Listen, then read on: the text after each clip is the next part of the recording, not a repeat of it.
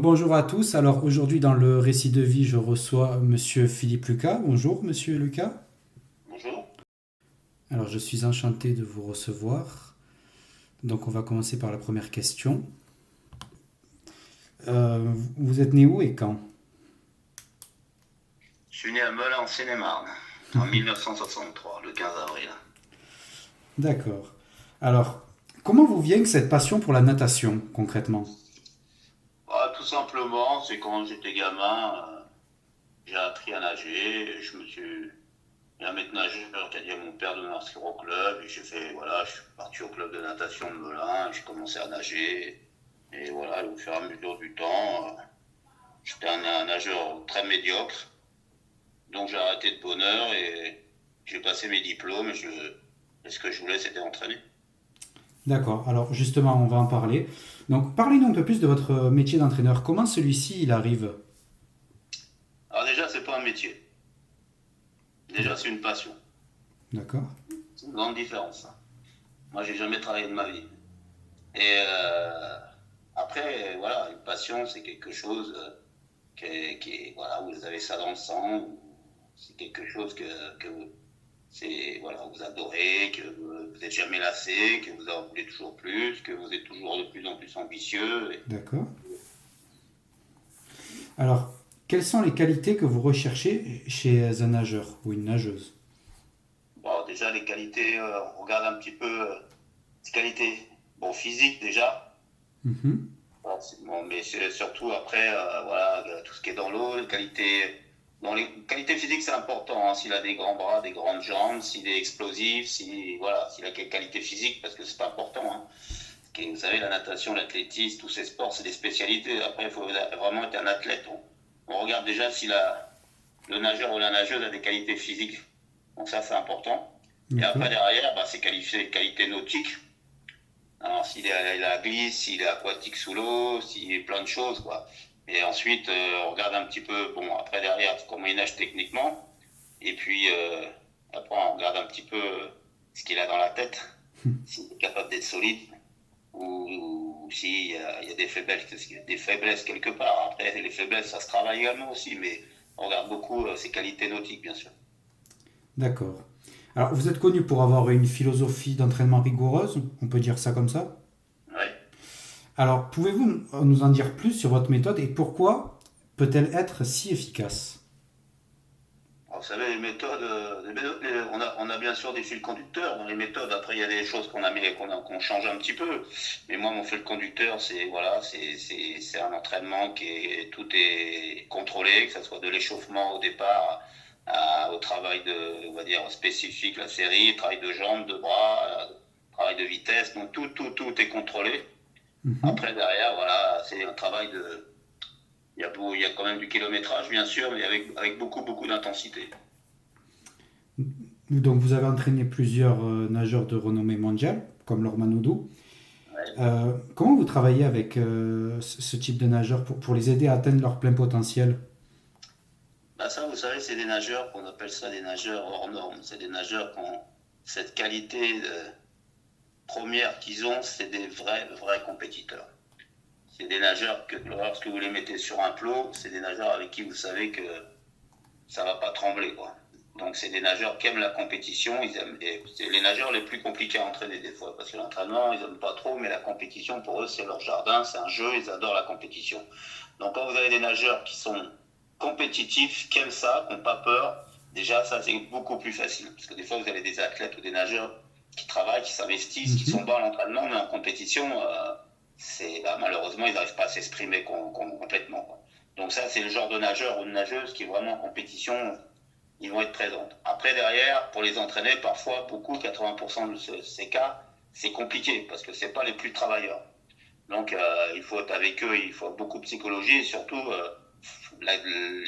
ces genres d'entraîneurs qui entraînent ces genres de champions, il faut avoir la capacité de les faire travailler et que vous êtes le boss, c'est comme ça et c'est pas autrement. Vous, Voilà. vous voulez dire que vous gérez des égos, donc, un peu. Comme tous les sports, vous savez, dans les sports de très haut niveau, les égos, vous les avez, hein. Donc, ça fait partie d'une panoplie du métier d'entraîneur, être capable de faire travailler des gens ont des grosses qualités, qui sont parfois des champions, qui sont parfois plus que des champions médiatiquement, et qu'il faut être capable de toujours les laisser dans le droit chemin et toujours dans l'institution du travail. Donc aujourd'hui, vous êtes à Martigues. Et quelles Ouais. sont vos ambitions d'ailleurs pour l'avenir avec Martigues? Bah, avec Martigues, ça se passe très bien parce que j'ai des très bonnes relations avec le maire, avec son Mhm. entourage, avec les gens de la piscine, le Gali directeur. Charoux. Ouais, non, parce que c'est quelqu'un qui est vraiment c'est quelqu'un que j'adore, qui a une parole, qui est vraiment quelqu'un de, c'est une belle personne. Mhm. Et donc j'ai mon contrat qui se termine en 31 août 2024. Et il Oui. faudra qu'on le rencontre pour qu'on reparle un petit peu de ce qu'on peut faire après, mais on s'est déjà parlé, donc je pense que c'est en bonne voie avec le maire, mais pour l'instant il faut qu'on se revoie encore une deuxième fois. Quel rapport vous entretenez aujourd'hui avec l'équipe de France de natation? Bah, écoutez, j'ai pas de problème, je m'entends bien avec le DTN, je m'entends. Non, non, j'ai aucun problème. Non, non, D'accord, non. C'est des gens qui sont corrects envers moi, donc je suis correct envers eux. d'accord. Quelles sont les choses qui vous aident à rester motivé? Alors j'avais dit dans votre travail, mais bon, on va dire passion, dans votre passion d'entraîneur. Ah, c'est la passion, tout simplement. C'est que quand vous vous levez le matin, vous n'allez pas bosser, quoi. Vous allez faire quelque chose que vous aimez. Et puis vous avez toujours des objectifs parce que vous aimez ça. Et puis vous êtes toujours ambitieux. Et puis vous êtes toujours à la recherche de la performance, des choses, de vivre des situations ou des moments extraordinaires. Voilà, c'est tout, quoi. Mais après, voilà, c'est la passion. La passion, ça s'explique pas. Si vous pouviez décrire votre méthode d'entraînement en 3 mots, ce serait quoi? Non, c'est l'investissement. Mhm. Dans l'investissement, pour moi, c'est tout ce qu'il y a, c'est pas que dans l'eau, c'est tout ce qu'il y a à côté. C'est-à-dire faire attention à soi-même, travailler hors de l'eau, faire attention à ce qu'on mange, faire attention à tout ce qui pourrait nuire à la performance, tout en ayant une vie normale. Hein. Attention, hein, je suis pas quelqu'un qui est derrière leurs fesses hors de l'eau, mais l'investissement, c'est pas que dans l'eau. Après, ce que j'aime chez les gens, c'est la loyauté. C'est-à-dire que les gens, moi je m'investis pour eux, je veux qu'ils s'investissent. Après qu'ils réussissent ou qu'ils ne réussissent pas, c'est autre chose. Mais au moins, qu'ils travaillent. On sait très bien qu'en travaillant, on n'est pas sûr de réussir, mais on sait très bien qu'en travaillant pas, on est sûr de ne pas réussir. Donc c'est l'investissement, je veux qu'ils s'investissent autant que je m'investis. Et après, derrière, c'est la force mentale. Les gens, des fois, vous savez, ils sont en difficulté, parce que dans une carrière, on est plus en difficulté que d'avoir de bons moments. C'est être capable d'analyser, d'être fort dans sa tête et de passer outre des moments difficiles, outre de la douleur, des fois. Ça, c'est les qualités que j'aime chez quelqu'un. Et je me rappelle même d'une interview de vous où vous disiez que vous mettez votre vie personnelle entre parenthèses pour Excusez-moi, privilégier vos nageurs. je n'ai pas entendu votre question. Je disais que justement, j'avais vu même une fois où vous disiez, lors d'une interview, que vous étiez prêt à mettre votre vie privée entre parenthèses pour vous consacrer à vos nageurs. Ma vie privée, elle est simple, vous savez. J'ai un cercle de personnes autour de moi que j'aime, donc là, je les protège. Le reste, derrière, c'est tout pour la natation, tout pour mon métier. D'accord. Est-ce que les années qui passent vous ont fait changer de mode de coaching avec les clubs ou pas du tout? Vous êtes toujours resté fidèle à votre philosophie d'entraînement? Comme je vous ai dit, on a des fils conducteurs qu'on garde. Après, il y a on change certaines choses, on apporte certaines choses. Voilà, on améliore certaines choses, ce qui est normal. Vous savez, la qualité d'un entraîneur, c'est très simple, c'est d'anticiper les choses et de progresser plus vite que son athlète. Qu'est-ce qui pour vous contribue à la victoire de vos nageurs et vos nageuses? Bah, je vous ai dit, c'est l'investissement qui donne, c'est tout ça, quoi. Il n'y a pas de secret. Vous savez, en compétition, vous nagez comme vous vous entraînez. Hein. Alors, c'est sûr que les doués, ça va passer un moment, un deuxième moment, même si ça ne s'entraîne pas. Mais à un moment, ça va s'arrêter. Un jour ou l'autre, ça s'arrête. Parce que dans le sport, surtout des sports chronométriques comme nous, il y a la pendule, il y a le chrono, et là, il n'y a pas de secret. S'il n'y a pas d'investissement, un jour, vous prenez la porte dans la gueule, c'est sûr et certain. Comment vous gérez, vous, la pression sur les nageurs et sur vous à l'aube des grandes compétitions? Moi, déjà, je protège beaucoup mes nageurs. je leur mets aucune pression et j'ai eu l'habitude d'avoir des grands champions comme Laure, comme Camelia Potek, comme Federica Pellegrini, comme Sharon Van Groendahl, comme plein d'autres. Je les protège beaucoup. Donc je regarde beaucoup, j'anticipe les choses, je contrôle tout ce qui est autour pour qu'ils soient bien dans leur tête et surtout qu'il n'y ait pas des nuances qui peuvent arriver autour d'eux. Après, moi, la pression, c'est quelque chose que j'aime. Quelles leçons vous avez appris en tant qu'entraîneur qui ont contribué à faire votre succès que vous avez aujourd'hui? Le travail, la persévérance. Alors, comment vous avez eu à gérer les défaites et les moments difficiles en tant qu'entraîneur pour vous et pour vos nageurs? Comment vous les avez aidés à rebondir surtout après des défaites? Bon, déjà, il faut analyser pourquoi. En général, avant que ça arrive, on sait que ça va arriver. Parce qu'on sait que peut-être que l'athlète a été malade, était en difficulté, qu'il n'a pas fait ce qu'il fallait. On sait très bien qu'à l'entraînement, c'est pas énorme, donc on sait très bien que ça peut être compliqué. Après, il peut arriver que l'athlète s'entraîne bien et tout, et malheureusement, comme ça m'est arrivé parfois aux Jeux Olympiques, de perdre une course de 800 mètres, donc de 8 minutes à 8 centièmes. Et ça, c'est des moments douloureux, c'est pas facile. Ce qui sert strictement à rien, c'est parler sur le moment. Ça s'est passé, il faut laisser du temps.